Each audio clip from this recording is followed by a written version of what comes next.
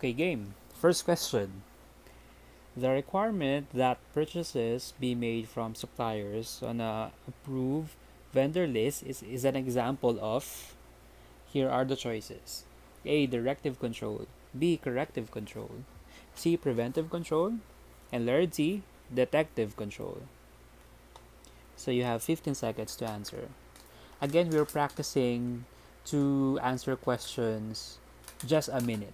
1 minute lang yung maximum dapat para you have more time para sa mga questions na complex. Okay, time's up. So, correct answer is, again, the question here is, anong type of control or classification of control yung requiring purchases be made from a supplier in an approved vendor lists. So is this a what? So the correct answer is, it's a preventive control. As you can see, may tinatawag tayong approved vendor list wherein in a company or in a corporation, you can only purchase mga supplies or inventory or mga equipment only within the approved suppliers lang. Sila lang ang pwede mong bilan na nandun sa vendor list. Unless otherwise, hindi siya matutuloy, madedecline agad yung yung requisitions nyo. Madedecline din if ever, let's say example, you're gonna do reimbursement. So, most likely decline ng reimbursement mo. So, sayang, hindi mo ma-reimburse yung pera mo. So, the only approved suppliers and companies nandun lang. Kaya siya preventive control. So, malilesen natin yung risks na magkaroon ng, magkaroon ng corruption. Because, again, itong mga vendor na to, itong mga suppliers na to, nagdaan to sa interview, sa process, bago sila ma-approve. Because, ang trabaho ni procurement, maghaharap ng best quality, best price, or dapat reasonable price siya, and then dapat quality and affordable price. Dun lang. So again, the vendor list is a preventive control. Hindi siya directive control. Baka isipin nyo, listahan lang naman yun eh. So, tayo, from different departments, we have the option to buy from other vendors. Hindi. Approved vendor list to. So, ibig sabihin, andun lang yung mga suppliers sa pwede nyo pagkunan. Unless otherwise, hindi magtutuloy yung requisition at hindi rin matutuloy ang reimbursement mo. Next question. The use of financial statement analysis, quality control procedures, and employee performance evaluations are all examples of A. Preliminary controls, letter B. Feedback controls, letter C. Concurrent controls, and then letter D. Feed-forward controls. So you have 15 seconds to answer.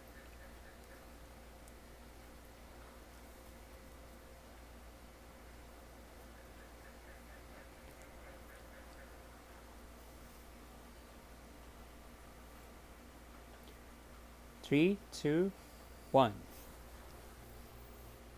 So ano to? So ulitin natin Financial statement analysis, quality control procedures, and employee performance evaluations.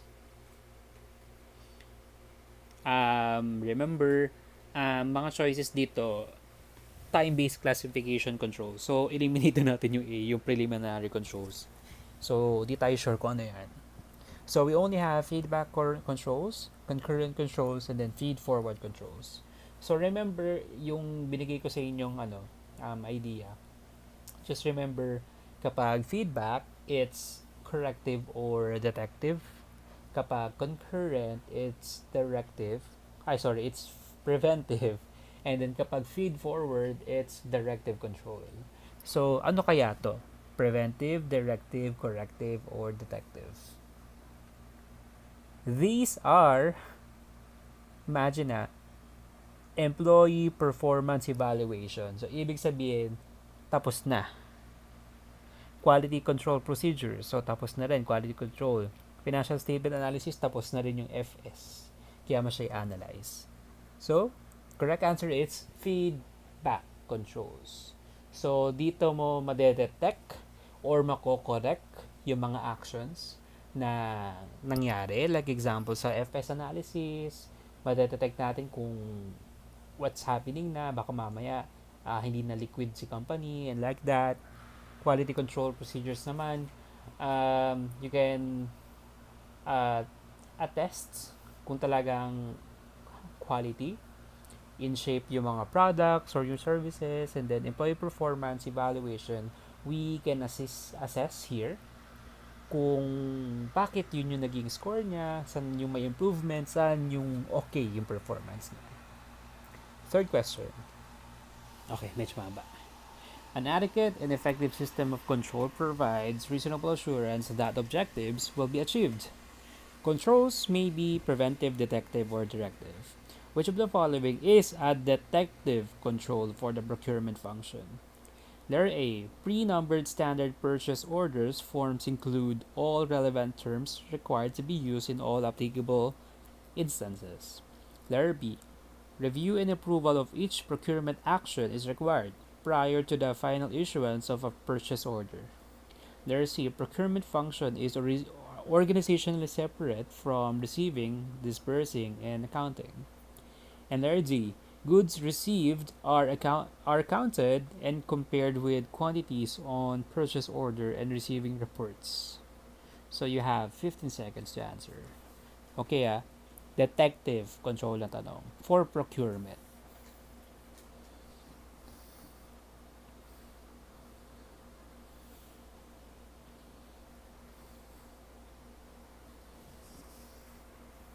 So answer.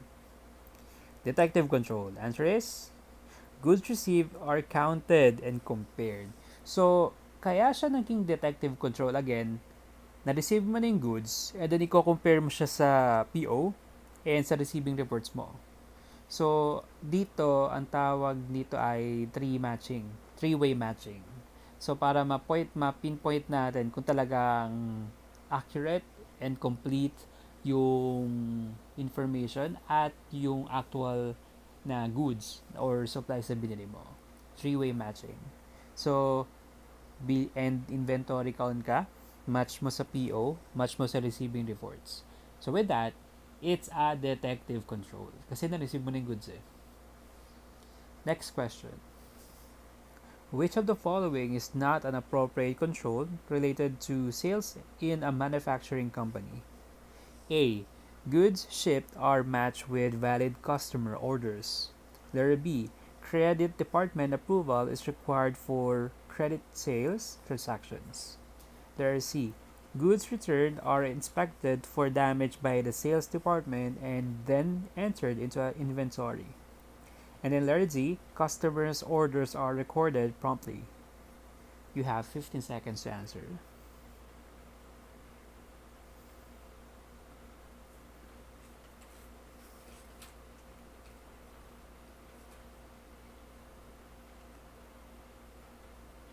Three, two, one. Time's up. So, correct answer is, again, not an appropriate control related to sales. Is, yan. Hindi siya appropriate control sa sales. Again, sales department ka. And then, nasabi dito, goods returned are inspected for damage by the sales department, tas ikaw rin yung mag-enter sa inventory. Remember, SOD issue to. So, hindi pwede. So, dapat iba yung mag-authorize. Dapat iba rin yung may record keeping. At iba rin dapat yung may custody ng asset. So, bawal na bawal yun. Okay, next. um, si Harry Roque's congratulatory to the Philippines for winning against University of the Philippines or the UP scientific prediction of COVID-19 cases. This is what classification of control? Letter A, directive control. Letter B, corrective control. Letter C, preventive control. And then letter D, detective control. 50 seconds to answer.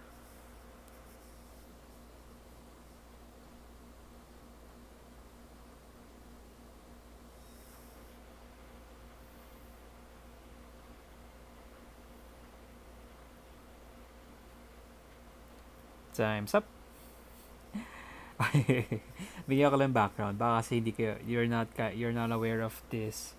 So, I think this is last June 30. So, the UP scientists predicted na kakaroon ng 60,000 cases cases sa Philippines ng COVID-19.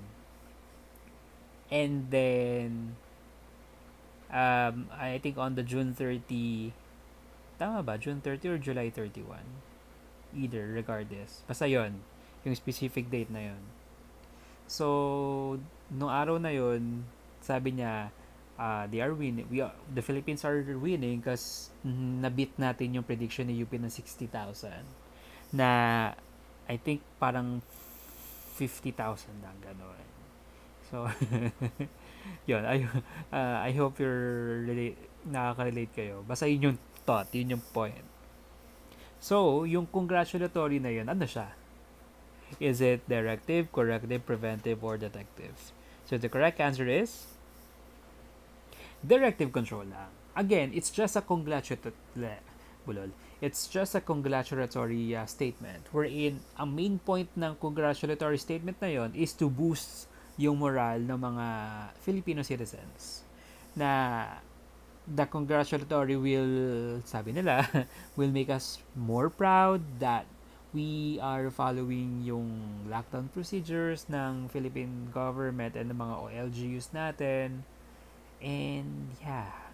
So again, directive lang yun. It's just help us daw to be motivated and to follow more and maging disciplined daw tayo para ma-lessen natin, para ma-flatten the curve nga daw. Okay.